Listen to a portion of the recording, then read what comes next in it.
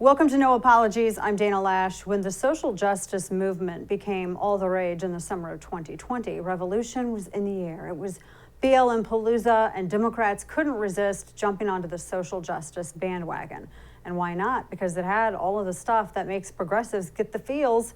For one, the social justice movement was all about helping people that white Democrats work very hard to live as far away from as possible.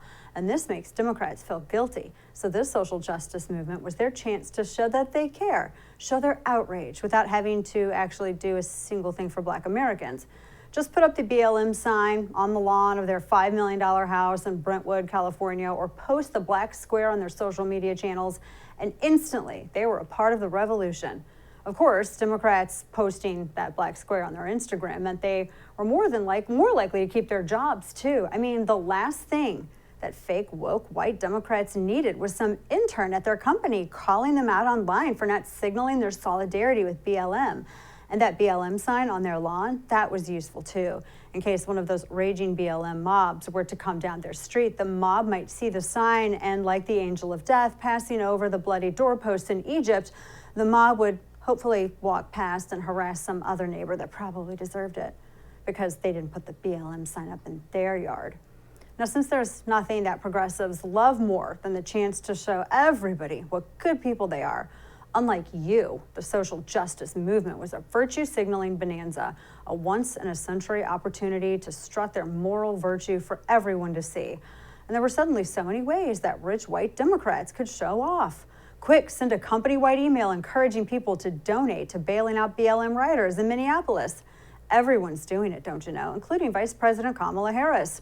Or maybe you could just share your social justice reading list with your neighbors. Books like White Fragility, written by a white woman, and How to Be an Anti-Racist, written by a guy who changed his name. Let everybody know how committed you are to doing the work and of learning and unlearning your whiteness. As a rich white Democrat, it was your chance to finally get those uneducated, bigoted dummies over at the Rotary Club, or your church to finally consider bringing on one of those super trendy DEI consultancies who would then proceed to tell your club or your church just how racist and privileged they are. Maybe do some struggle sessions together, and then call those things like courageous conversations. These supposedly courageous conversations were actually indoctrination sessions and a bunch of Marxist propaganda hiding behind feel-good words like diversity, equity, and inclusion. You have to say it all together really fast, and if you say it 3 times, race hucksters like Robin DiAngelo appears behind you in your bathroom mirror. But so what? It makes you look good.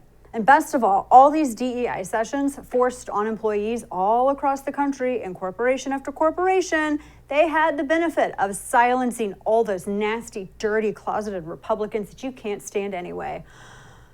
It was the good old days of the social justice movement for Democrats. Words were cheap, and so was the unearned virtue. Now, of course, some of your friends and your neighbors and your coworkers were utterly destroyed during the movement. Maybe they wrote some email 10 or 15 years ago that suddenly was dug up and made public, posted on Facebook. Maybe that email said something that's now considered insensitive. And I don't know, maybe they said instead of people of color, they used something different that wasn't a slur and was acceptable at the time, but is now a slur, and now it's people of color, and that's going to change in 5 to 10 years too. But anyway, people lost their jobs. Maybe it was discovered that they didn't even post a black square and they lost their job over that. That's happened. See, glad it's not me, you thought. And besides, any good social justice warrior should have kept up with the movement's language, even if it changes every 5 seconds, like it just did. And it did now. And again.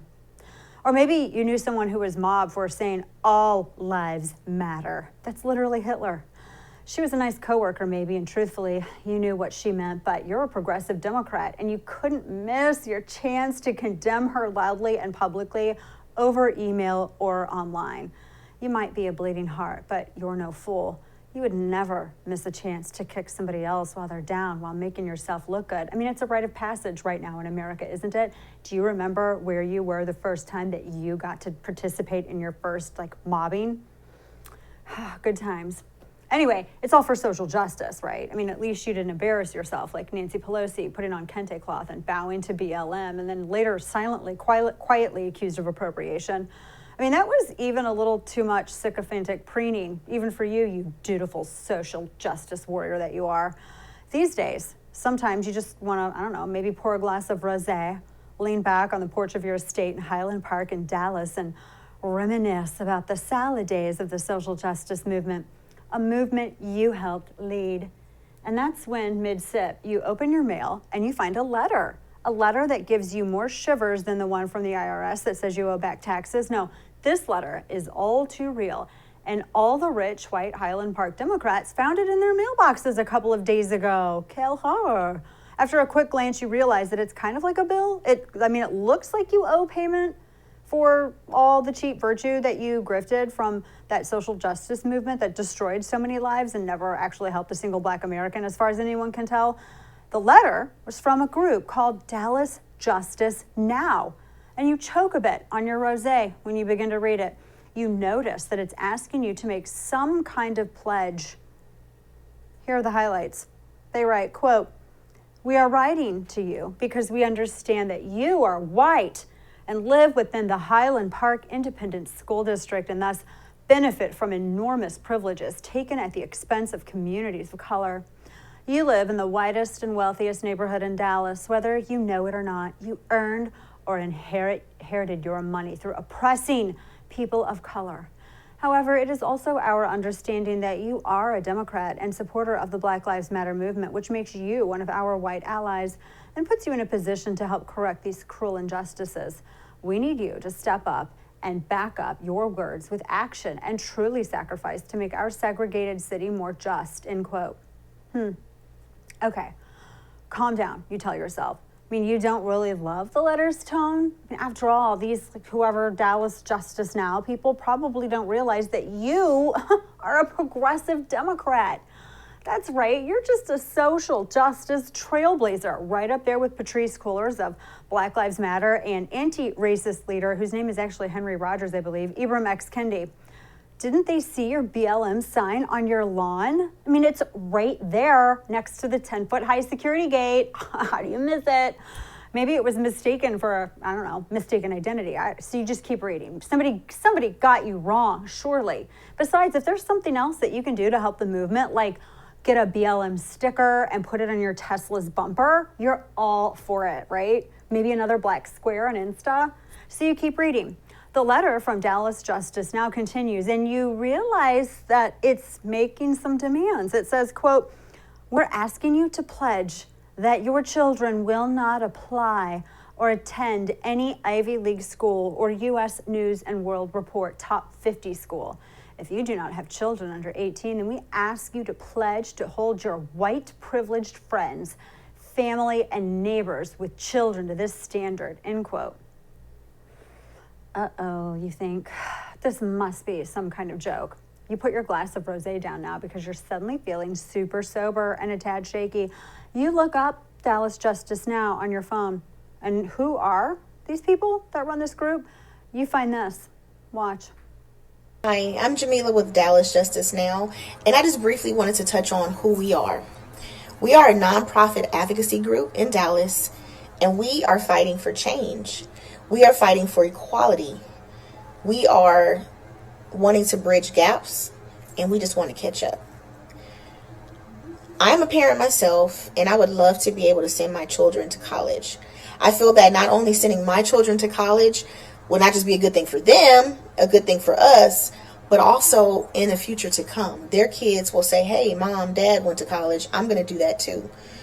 Therefore, I will be creating generational wealth in my family, and I believe it's a trickle-down effect. The kids in the community, the kids that come over and play, the kids that will come over and play with my kids' kids, they'll all be affected by that because they'll see it. They'll see it. They'll feel it. I believe that it is my burden, it is our burden to use our voices, our platforms, to spread awareness, to offer options and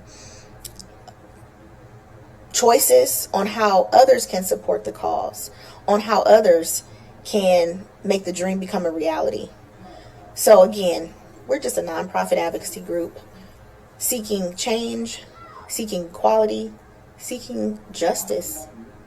So I thank you for all the feedback. I thank you for the commentary, and we will see you soon.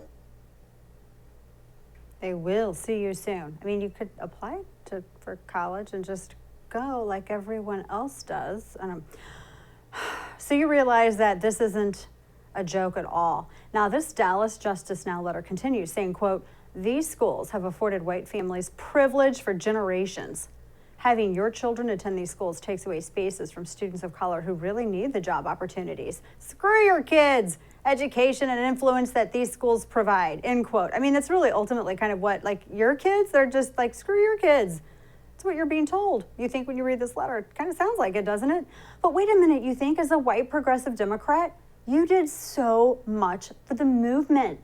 What about your donations to the rioters? The black square that you posted on Instagram so generously, all of those courageous conversations that you had in those diversity, equity, and inclusion sessions at the company, wasn't that enough for these people? And that's when you realized, no, it's never enough for any kind of social justice movement, because the movement isn't interested in justice or social or in your cheap white Democrat virtue signaling. It's interested in extorting America to gain power. You were just a useful idiot who thought they were going to be unscathed after all. Yeah, you probably thought you were going to get some mileage out of that movement, right? And then yourself move on. Except it looks like you were wrong. So very wrong. Now, the Dallas Justice Now letter continues saying, quote, "We know this sounds like a tough commitment to make, but it's truly disheartening to see wealthy white folks sending charitable donations, posting hashtag Black Lives Matter on social media, or putting up yard signs as if to say that minimal effort is all they are prepared to do in the fight for racial justice. The quest for justice requires commitment from our white allies, and we thank you in advance for your anticipated cooperation in making such a commitment," end quote. Now, the letter finishes with an invitation to sign the pledge. Again, you think, surely this was meant for my dirty, disgusting Republican neighbor. But no, the letter and its demands are for you. And all Dallas Justice for Now wants for your child is to not attend a good college in the name of equity.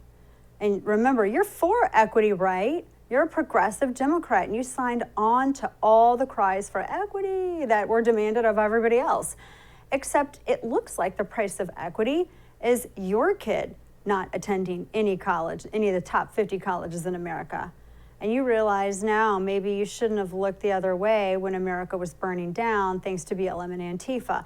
Maybe you shouldn't have looked the other way when people who resisted this Marxist social justice movement were canceled, their lives destroyed. But alas, it looks like payment to this Marxist movement has now come due to you. Well, you think, like those jury duty summons, that maybe you can just toss it in the trash and Dallas Justice Now will forget about the whole thing. I mean, you're their white ally after all. Who do they think they are anyway? Wrong again, because all your allyship has done is just embolden groups like Dallas Justice Now, and now they're doxing your neighbors. And of course, doxing means not just calling people out on name by social media, it means posting everything that they can get on you, private or public information online about your private life, your taxes, anything they can get. And then you see some stuff about your University Park neighbor that's already circulating on Facebook. Now, we're not going to read this post or say the name of the person they're doxing, because doxing someone like this, like Dallas Justice Now has done, that's an evil act. But suffice to say, the doxing by Dallas Justice Now names the person, says where they work, shares their home address, any record that they have, and as a rich white progressive Democrat in Highland Park, all of a sudden, you're feeling a little queasy. What if Dallas Justice Now doxes you, you think? Isn't that extortion? Of course. There's some things in your past, things maybe you've done, things you've said. You're human after all. What if Dallas Justice Now finds all of your past sins and posts them online for the world to see? You could lose your job. It could threaten the safety of you and your family. Your mind is racing now.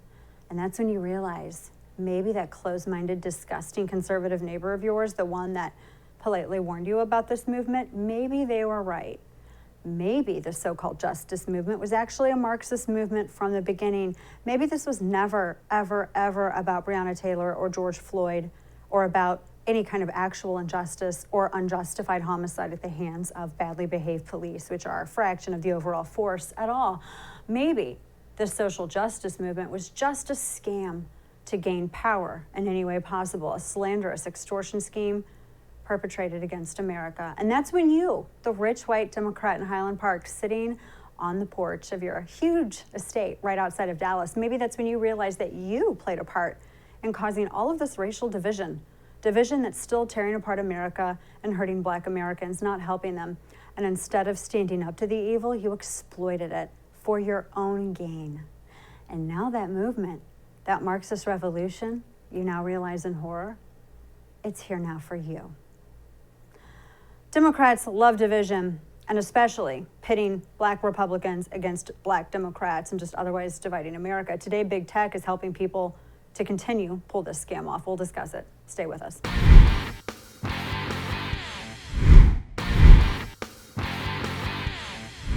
Bruce Levell is the co-founder and executive director of the National Diversity Coalition. He also previously advised former President Trump. He joins us now to discuss how Democrats have really branded, and it's all about marketing and branding, isn't it? Republicans, conservatives, they're the big bad guys, they're the bigots, etc., for decades now. But now they're getting an assist from big tech, and I really think that it's coming at a time when Democrats need it the most. Bruce, welcome. It's good to see you, and I appreciated your piece in the Washington Examiner on this issue, particularly as it relates to tech.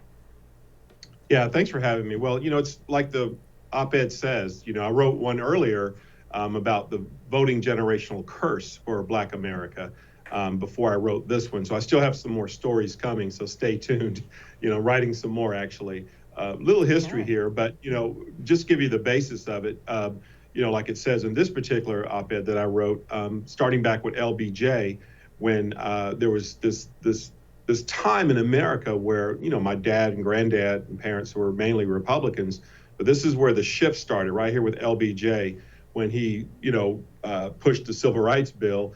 And his quote in there, if you watch the op-ed, read the op-ed, it says, these Negroes, quote, are getting very uppity, and basically says we have to give them something.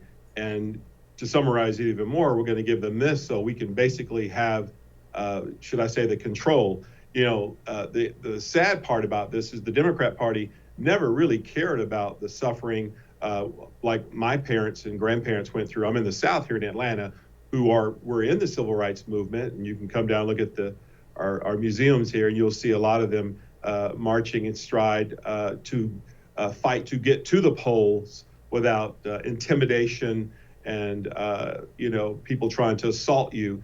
And now here we are again, fast forwarding when, Black Americans choose not to follow that same, as I call it, the dog whistle on the Democrat Party and choose the Republican side.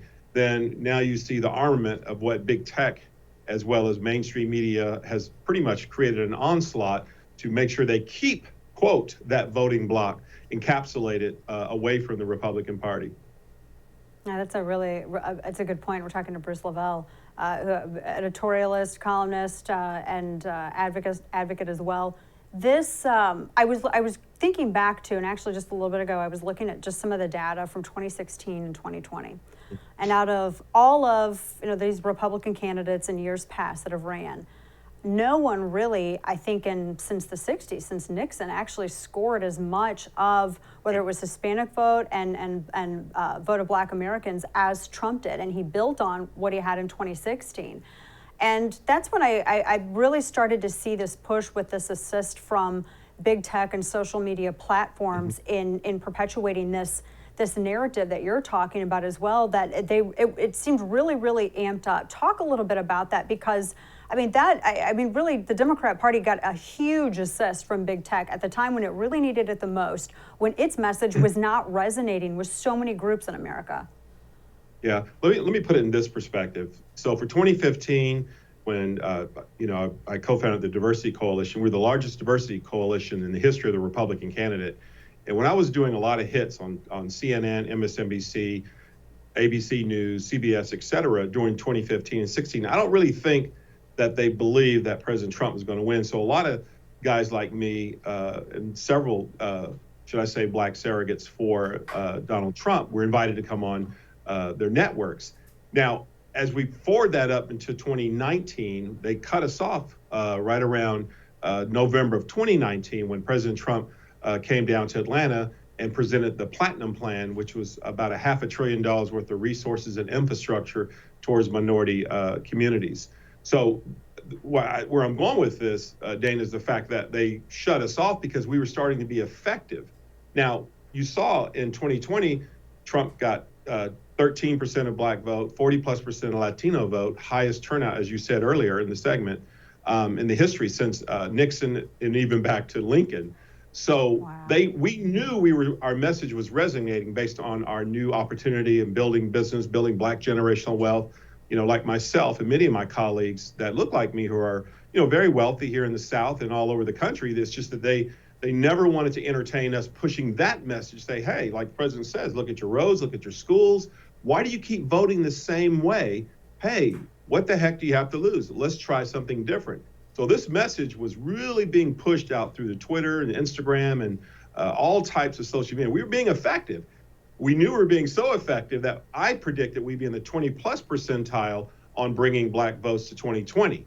And so the reason why we didn't get as which I know we could have gained more, is because what this whole segment, this conversation is about with me and you, Dana, is how big tech and historically Democrat Party has weaponized Life magazine, Time magazine, all these other type of liberal outlets before the digital age came about. They've been doing this. So now with the new nanosecond information, look, fake news can travel just as fast as real news, unfortunately. So it's a blessing and a curse in retrospect. So, this is one of their, once again, a way to try to keep the audience captured. And for an example, me and a few other high-level Black Trump appointees, we've never been invited back on to any of the mainstream media networks, because they know if you let me talk like this and start talking about just a general conversation about, you've done it this way for so long. I can give you the historical data on the Clinton crime bill, which Biden co-authored and bragged about. I can go on and say, okay, look, what about try something different? That's a great sell. So, essentially, no, we don't want that because we want to control the base. So this is what this is going on. Very long-winded because there's a lot more to this. So. But it's a great perspective though, and that's why I appreciate you and so many others just really diving deep into this, because that's what really ultimately that's kind of what Americans are up against, and every single group in America is really facing something very similar like this. And then of course we have the shared the shared instances that we're dealing with overall. But you brought up a good point too, how you were cut off from going back, and that's right, because I did not remember seeing you. There were a number of analysts and pundits and commentators that just all of a sudden, all at once, you didn't see people, you didn't see you and others that were on CNN or MSNBC or ABC or NBC or any of them anymore, because you were so incredibly effective. That has to send a message also to not just the Black community, but just the American community at large. That, to me, that made me suspicious, because I thought, okay, I would see all of these people regularly. What happened? Tell me about what feedback you heard, because I'm sure that made other people suspicious too. There were red flags abound. Yeah, well, let me put it in this perspective. For example, here in the South in Atlanta, I have a lot of friends that don't agree with me. They're on the other side of the aisle. And for the audience, I always say never cut off an ability to have a conversation just because you disagree that someone's a Democrat or someone's a believer, a non-believer. I think it's essential and important to always keep, the communications going, first of all, even though it is a little toxic sometimes, but you got to be strong and be diligent in terms of bringing a message or bringing just a different idea.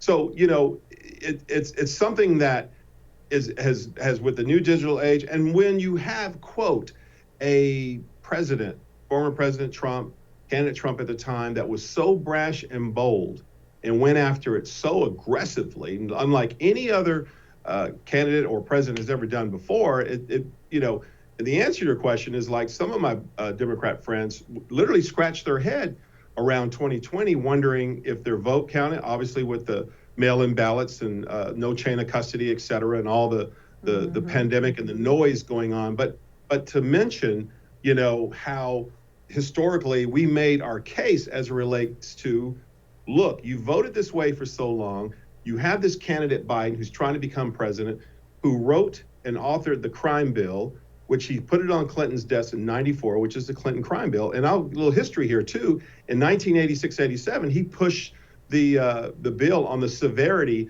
of powdered cocaine being a lesser charge than crack cocaine, knowing that the crack cocaine had really immersed itself in a tremendous amount of urban communities across the country. So there's a little story behind who we have 46 in office about his tenure. But this particular information is never really talked about, or should I say it is? It's just that it's captured to like, oh no, you're not going to come over here and talk about that. And so this is a continuing battle. But Dana, in light of all the cancel, and in light of all the suppressing the news and trying to push that the truth away, there are new and rising networks like this one and many others, as well as my good friend Jason, he's starting Getter. There's another new social media about to come out, hint, hint. So the great thing about this is it creates competition. So listen, if people want to go in there and deal with 75% losing ratings at CNN, I text Chris Cuomo the other day, my buddy Byron Donald's out of Florida, Congressman Donald, he goes on now, once a month maybe, and I teased him. I said, if you put some fair and balanced conversations out here, maybe your ratings will go back up, because I think the American people are getting kind of tired. They just wore out and like, listen, I want to get back to America. Yes, I might not agree with my Republican friends or whatever, but, I have to admit that this America First agenda, this cutting the low taxes, this cutting the regulations, this pro-military, this Pledge of Allegiance to the flag for which it stands, I have to say I kind of like this. And you see where we're struggling now, Dana, in the Olympics right now. There's a whole lot of unrest. People are just kind of like, I don't know. And this is a time where there needs to be a champion of, hey, it's okay to say I want to be number one. It's okay. Because listen, if we don't lead, then we're going to end up following. And I'm going to tell you like this, I'd rather lead than follow behind China and Russia or anyone else. Yeah, that's an amen to that, and that's the absolute truth. Bruce, one last, that's a whole. We could do a whole other 1 hour show on that topic right there. I'm so glad that you said it's okay to want to be number one, because that's the nobody's attracted to any kind of ideology that says, nobody with sense attracted to an ideology that says you have to be embarrassed about being ambitious or wanting to strive for the best. Yeah. Last quick question for you. You're in Georgia. I'm in Texas. There's a lot of stuff going around about our state's voting laws. And I was curious as to how frustrated you felt, because I was reading Georgia's law, and in some cases I actually thought it was almost too expansive. And in Texas's case now, we can use just the last 4 digits of our social security number. Yep. If we can't go get a state-funded ID, or if we can't, do anything else. And you talk about the control of truth. I can't tell you how many people I heard from, Bruce, that they said that whenever they would try to correct some of the misperceptions and lies about what was going on with Georgia's law or going on with Texas's law, they would have either posts suspended on Twitter or suppressed on Facebook, one of these other things. How frustrated were you? And I'm sure that's another reason why they didn't want to have you back on some of those cable networks. No. Well, I'm a former chairman too, so I'm very, should I say, immersed into the political system here in Georgia. Well versed into it. So, the thing that troubles me the most, as I said earlier, was the random mail-in ballots, and you saw where Zuckerberg, pushed close to $400 million in a third-party group, especially in the battleground areas, and it was very effective here that he was able to put off Fulton County, DeKalb County, Clayton County, Gwinnett County to prioritize drop boxes, which were unattended, unsupervised, and no chain of custody. Notice that word, chain of custody, again. And so you see what disaster we have now. You see what's going on in Maricopa County down in Arizona, Pennsylvania. And so, and that's just not to mention any other states. But I will say this respectfully, and I know a lot of guys have gotten in trouble. I know Lou Dobbs and some of the folks over at Newsmax, so I just want to say this respectfully. I'm married to an IT engineer for 30 years, very, very, very smart, very successful in what she does. 15 years ago, Dana, she told me, she said, when we introduced the electronic devices that can go in and a person can go in, yes, it's efficient, yes, it's fast, but she said, honey, remember, everything we build, we always have a back door, and anything electronically can be compromised. I never forget this.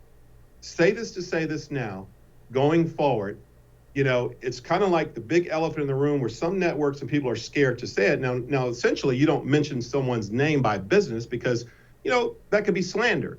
So just like I don't want to say, a particular grocery store was able to open up and my businesses weren't able to open up. I say, well, some of the big box chains were able to, what about the small businesses?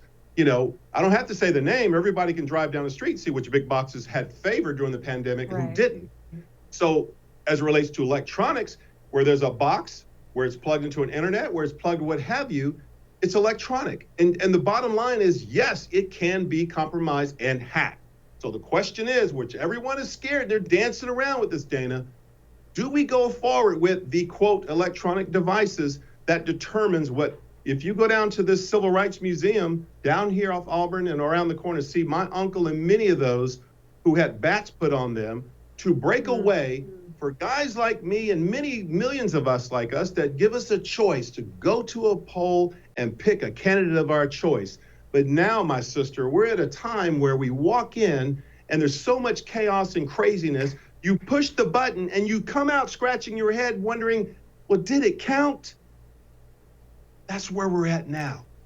It's a big question. I liked the paper ballots. I think you can't hack a paper ballot. I like those papers. Ask the Canadian president how he feels about it. That's a good point. That's a very good point. That's where they're at. That's my point. Here we go. See? Yeah. But see, Dana, they won't talk about this because they're scared, because the lobbyists and special interest group have dug in so deep to some of the state legislators, the lobbyists. And listen, to all the viewers, by the way, the reason why I know Trump very well, a good friend, I talked to him last week, went to see him. I communicate with him all the time. One thing about that made him so successful, anyone, hear me on this, running for city council, state house, district court, superior court judge, district attorney, whatever you're running from, do not take any money from bad lobbying, special interests, and expect for them never to not ask you for a favor. And the reason why they always call that in. They will always call that favor. And that's why the majority of the House and the majority of the Senate, on both sides of the aisle, my dear sister, both sides are still beholding leader so-and-so, so-and-so, and many others. They can't govern themselves because they're too busy paying back favors. And this is where we're at. And you just described DC. You just described DC. We got to get going, but Bruce Levell, always a pleasure. It's good to talk with you. All right, yes, sir. Thank you, my friend. All right, up next, Jason Whitlock is not happy with NFL's new vaccine protocol. The coronavirus madness continues. Stay with us. Black Rifle Coffee Company is a veteran-owned coffee company serving premium coffee to people who love America. Veteran CEO and founder Evan Hafer spent over 7 years on the ground overseas with U.S. Special Forces, and as a CIA contractor, Black Rifle Coffee is committed to Evan's mission of supporting veteran, law enforcement, and first responder causes. So this summer, Black Rifle Coffee Company invites you to enjoy your coffee, whether you're brewing the perfect cup of pour-over or cracking open a can of 300 on your next backcountry mission. Black Rifle Coffee is here to fuel your way wherever the summer takes you. So head over to blackriflecoffee.com/DanaTV to order yours and use code DanaTV at checkout for 20% off your purchase and your first coffee club order. Fuel your summer with America's coffee, Black Rifle Coffee.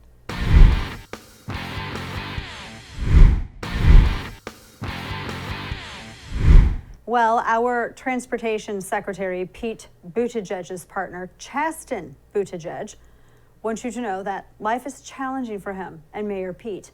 Not only does Pete, aka Poot Buttigieg, if you go by the Lawrence O'Donnell pronunciation from MSNBC, not only do they have to pretend that he mainly rides bikes around all day so it looks like he's into green energy or whatever, like when he biked to that cabinet meeting a few months ago and he had a mask on and then he got picked up in an SUV. We saw it.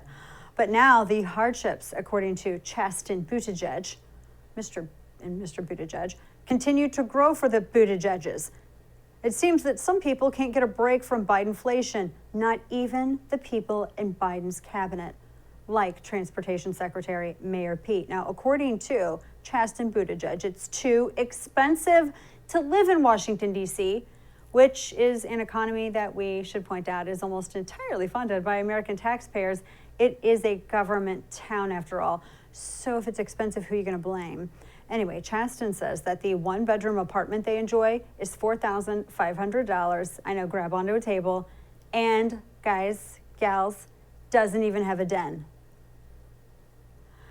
Yeah, it's like living in the favelas of Brazil for the Buttigeg's. I mean, first, you have Pete Buttigieg. He has to ride this bike around, and it's not even electric. And by ride the bike around, I mean he rides it just a little bit, and then he has to get into an SUV because he's not going to ride it all the way back to his $4,500 super swanky in a brand new building, nice part of town apartment. Chasten is complaining about the $4,500 apartment, which doesn't come with a den. They might as well, I don't know, they might as well live in the slums under a bridge with trolls or something, or with the homeless in Austin. And Pete is transportation secretary, so what gives? Chasten had this to say about their living conditions, and I quote, "We're doing fine for ourselves, and the city is almost unaffordable," which tells you how extremely unaffordable it is for many people, end quote. Now, the transportation secretary, Pete Buttigieg, who got the job because he knew buses, his salary, I'm not kidding, his salary is $221,400, which is over 3 times the average salary of residents in the capital. But he can't even get a den in his 1-bedroom apartment, for Pete's sake. You get it? For Pete's sake? Yeah. Anyway, according to the British outlet Daily Mail, it says that Chasten now says they play Zillow Price is Right and try to guess the out-of-reach appraisal values of homes they admire and then look up the actual estimate online. He did admit that he sees the charm in DC and understands the people who are very in love with this city. Well, apparently the Buttigeg's are past the honeymoon phase and the bloom is off the rose, as they say. The nest is not quite cutting it for Chasten. I guess they can always dream of a better life, of those DC houses that are just out of reach. Maybe Mayor Pete could take all of his transportation knowledge and get a private sector job with Tesla or Virgin Atlantic, and then they could afford a decent place to live. I mean, after all, Mayor Pete has the wealth of transportation knowledge. He is a mayor from a small town in Indiana with absolutely no subways and only a modest transportation infrastructure at best, but no matter, because he's the transportation secretary now, right? That means he's an expert on moving around in things. He knows the roads and stoplights. And besides, Mayor Pete knows pretty much all he really needs to know in the Biden administration about transportation, and that is this: highways are racist. Yeah, he actually said it. Look it up. Google it. Go to the Google box or DuckDuckGo it. But then, of course, his thoughts on that shouldn't surprise you, because every single thing that the Biden administration proposes is about fighting racism, and yes, even the highways. Sidebar, even though their party is actually responsible for the Urban Renewal Act, which destroyed historically black communities and made it impossible for those neighborhoods to flourish in the future, but I digress. See, Pete's just following the script that they gave him. I whispered that last thing. Did you guys hear it? Just like that dumb bike that he has to ride, the one that he can't even put Chasten on the back of. Do they still have the bikes? I mean, they still got the bikes with the baby seats, right? The little baby seats, and you put the baby in the back, and they got, right? With any, or brilliant idea, put him in a basket like E.T. With any luck, he and Chasten can find a decent apartment with a den someday. Everybody wants a den, right? What do you do in dens? I don't even know what a den's for. But with Biden inflation to deal with, it's not going to come cheap for the Buttigeg's. You just wouldn't understand, but that's okay. Having a $4,500 a month apartment is all part of the sacrifices and hardships that Mayor Pete, now Transportation Secretary Pete, and Chasten have to make to be a public servant in America. Now, if they could just find one big enough to park Pete's bike. That does it for us tonight. Thanks for tuning in. Good night, and don't bend the knee.